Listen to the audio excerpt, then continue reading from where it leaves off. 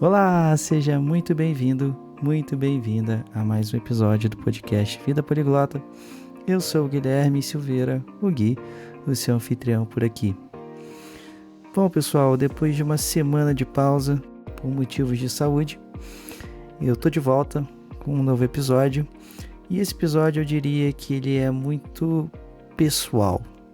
Eu quero compartilhar com vocês algumas das histórias que vivi.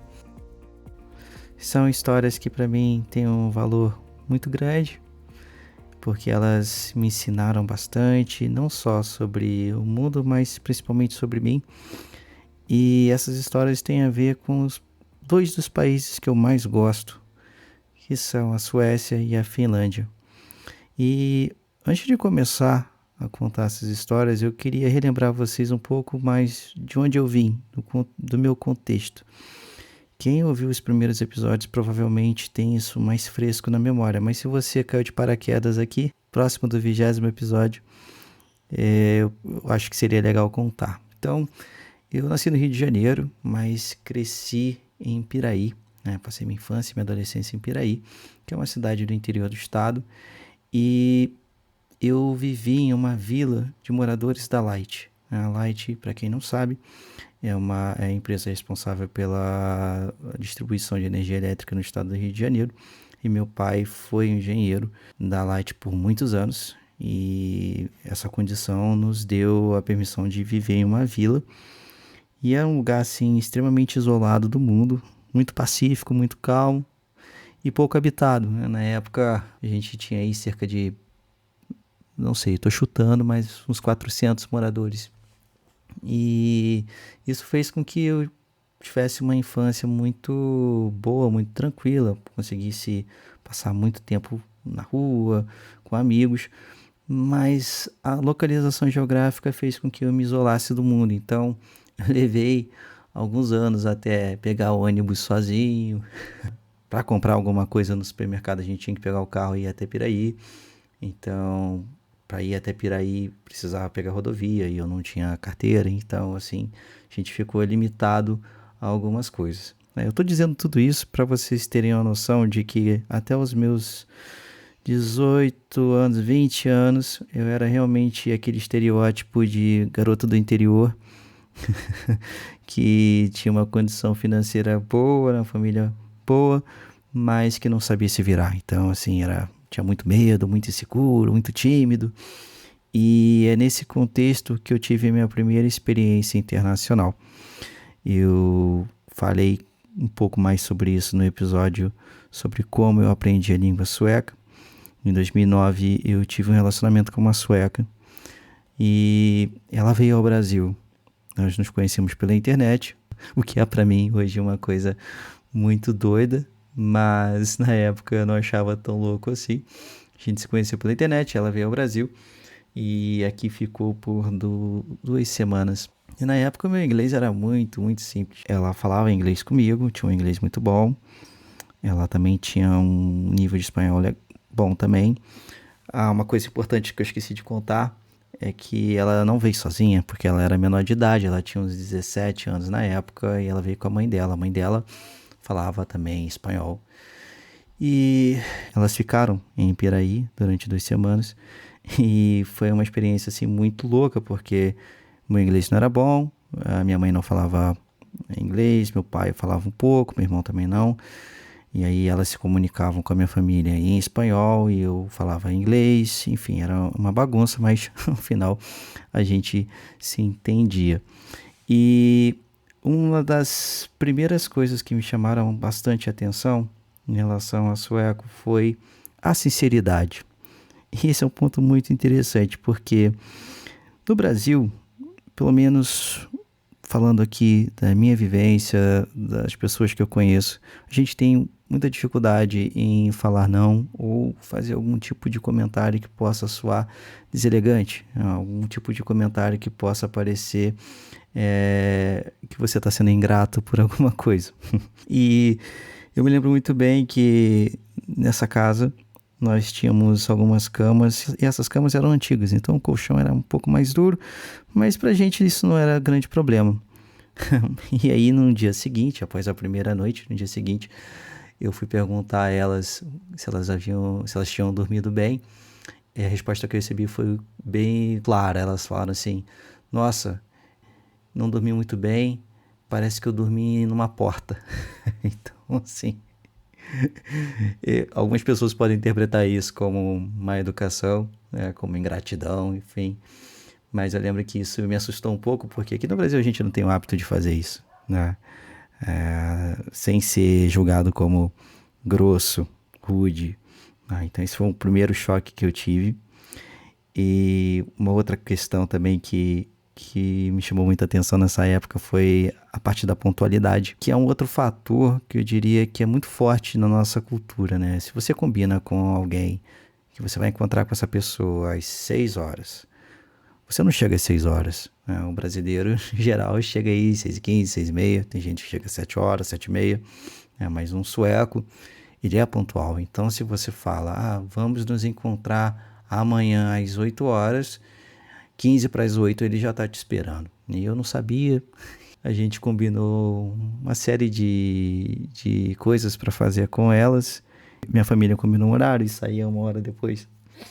Isso gerou estresse. Eu tive que conversar com a mãe dessa minha ex-namorada e fazer um meio de campo com um inglês muito simples que eu tinha na época e tal. Então isso me ensinou um pouco mais sobre a pontualidade, porque até aquele momento, para mim, se atrasar era uma coisa super normal.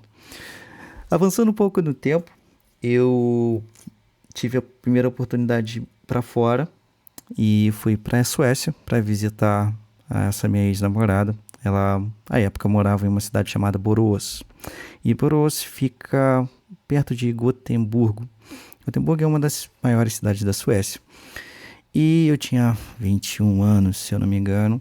Era a minha primeira vez fora. Eu estava ainda no final do ano. A minha ideia era passar o Natal e o Ano Novo lá. E eu não tinha ideia do quão frio seria, né? Então eu sabia que era inverno, sabia que eu veria neve pela primeira vez, mas eu não tinha a roupa apropriada para isso. Então eu peguei o melhor que eu tinha, os melhores casacos de lã, as melhores meias. E eu me lembro muito bem de estar no avião, e o avião seguindo os procedimentos para pousagem. E eu lembro que eu olhei assim pela janela do avião e a cidade estava coberta por neve. E eu não sabia o que fazer, porque eu estava usando roupas de frio, mas era o frio aqui do Brasil, né? O que é frio pra gente aqui no Rio de Janeiro não é frio para um sueco, né? Aqui a gente fala que frio é quando a temperatura tá cerca de 15, 14, 13 graus, né? E na Suécia, 15, 14, 13 é uma temperatura muito boa. E eu lembro que quando eu cheguei lá, tava fazendo acho que -2. E eu lembro que eu olhei assim para fora da janela do avião. E a primeira atitude que eu tive foi abrir minha mochila, pegar um par de meias que eu tinha, tirar os sapatos e botar esse par de meia, porque eu sinto muito frio no pé. Então eu achei que isso iria me ajudar de alguma forma. O que de fato não ajudou em nada e ainda me trouxe olhares muito estranhos por parte dos suecos que estavam perto de mim no avião. E aí, chegando na casa dessa minha ex-namorada, eu estava usando um sapato e tal, e eu não tirei os sapatos, né? Eu não sei você, mas a minha família não tem o hábito de tirar os sapatos, né, os calçados, quando chega em casa, né? Tem gente que gosta de fazer isso aqui no Brasil, até por questões de limpeza, mas eu venho de uma família a qual a gente não faz isso. E, logicamente, eu entrei sem tirar os sapatos. O resultado foi que eu cheguei já causando uma péssima impressão. Me lembro da mãe dela de cara feia, olhando para mim e limpando o rastro de neve que eu havia deixado pela casa. Então, nesse dia eu aprendi um pouco também sobre respeito, né? Eu poderia ter estudado um pouco mais sobre a cultura sueca antes de ir. E eu lembro que ela me ensinou, a mãe dela falou assim, olha, aqui na Suécia nós tiramos o sapato antes de entrar em casa e tudo mais. Foi ali que eu aprendi a importância de ler, né, sobre os costumes de um povo antes de visitar o país. Na Suécia eu também aprendi uma outra coisa muito interessante, que é o valor do silêncio, né? Uma outra questão curiosa sobre os países nórdicos é quanto que eles valorizam o silêncio. O silêncio faz parte da conversa. Aqui no Brasil, eu sinto que quando surge um momento de silêncio nas interações, dependendo das situações, pode gerar um certo constrangimento. Um exemplo, quando você está saindo com uma pessoa pela primeira vez, um date, aí esse silêncio acontece, é um sinal de que talvez a conversa não esteja fluindo muito bem. Mas nos países nórdicos isso é super normal, o silêncio ele faz parte da interação. Então isso para mim foi um grande choque também, porque eu tinha constantemente essa ideia de que, não tá fluindo, não tá legal, eu preciso falar alguma coisa, ou eu tô sendo chato, não sei o que falar. Foi uma outra coisa que eu aprendi. Indo um pouco mais para frente no tempo, em 2014 eu tive a oportunidade de ir para a Finlândia pela primeira vez.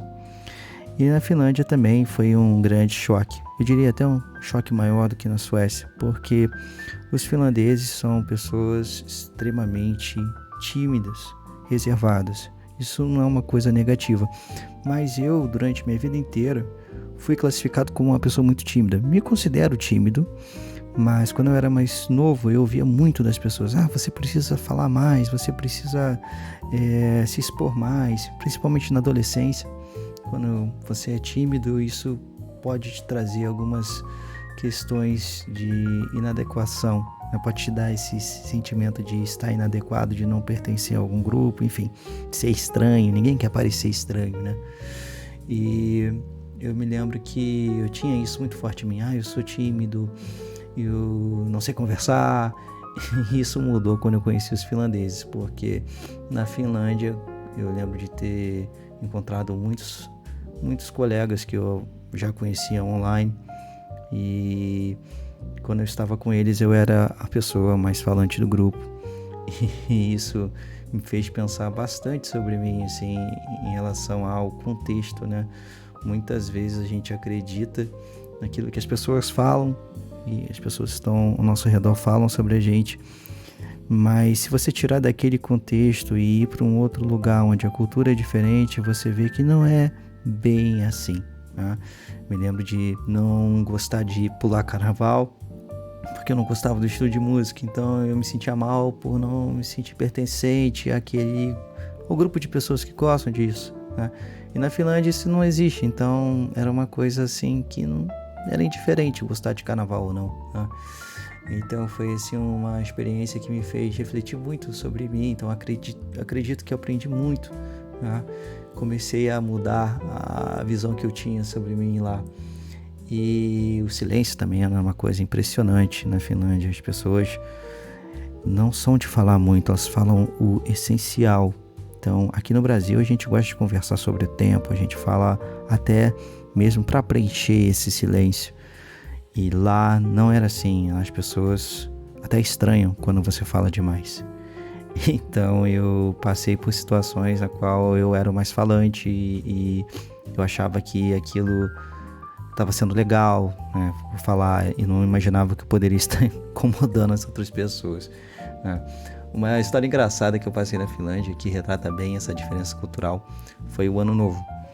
Eu me hospedei na casa de uma amiga, numa cidade chamada Lappeenranta. E Lappeenranta fica no sudeste da Finlândia, próximo à Rússia.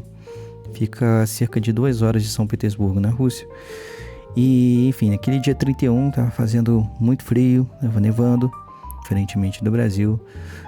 As pessoas não têm esse hábito de festejar, de ouvir música alta, enfim. E eu me lembro que quando nós decidimos fazer alguma coisa na parte da noite, uma amiga minha falou que teria uma certa comemoração no porto da cidade. Mas aí a gente está falando sobre um porto da cidade de Lappeenranta no inverno, onde está tudo congelado, tem neve para tudo que é lado. E eu me lembro de ter chegado lá, devia estar fazendo, sei lá, uns 4 graus, 3 graus nevando, e eu vi um grupo assim de 10 pessoas, 15. E essas pessoas estavam conversando entre elas, não tinha música ambiente, E aí, quando o tempo foi passando, foi se aproximando de meia-noite, uma pessoa pegou uma caixa de som e ligou e pegou um microfone. E aí, nesse momento, ela começou a fazer uma contagem regressiva à meia-noite. E foi isso, deu meia-noite. Eu olhei para as pessoas ao meu redor, ninguém estava comemorando, ninguém parecia estar feliz, estava todo mundo sério. E aí eu saí abraçando todo mundo que estava perto de mim. E foi legal, porque eu realmente me senti assim, cara, como pode? Meu lado brasileiro gritou, sabe? Falou mais alto. Falei, cara, como é que pode não comemorar? Eu saí abraçando todo mundo. E o que na Finlândia é muito estranho, né? As pessoas não têm o hábito de abraçar estranhos na rua. E eu saí abraçando um monte de gente que eu não conhecia, desejando feliz ano novo. E minutos depois começou a queima de fogos.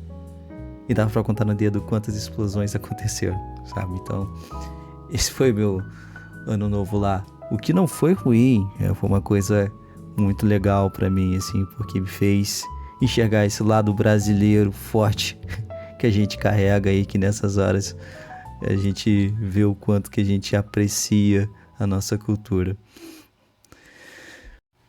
Bom, eu queria reforçar aqui a minha ideia com esse episódio, que não é criticar as diferenças culturais ou dizer que uma é melhor do que a outra, mas sim de enaltecer essas duas culturas que tanto me ensinaram e o quanto essa troca ela é importante para a gente entender melhor o mundo à nossa volta e a nós mesmos também.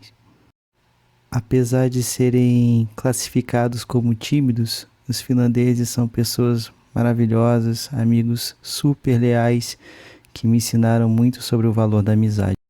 Eu sou muito grato à Suécia, à Finlândia, às coisas que vivi, os amigos que fiz, principalmente aos amigos de Lappeenranta, a Nora, Marco, Nelly e Tina, que são a minha família finlandesa.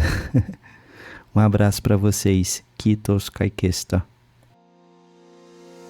Bom, pessoal, estamos chegando ao final. Eu espero de coração que vocês tenham gostado. Esse episódio para mim foi muito especial, estar falando sobre isso.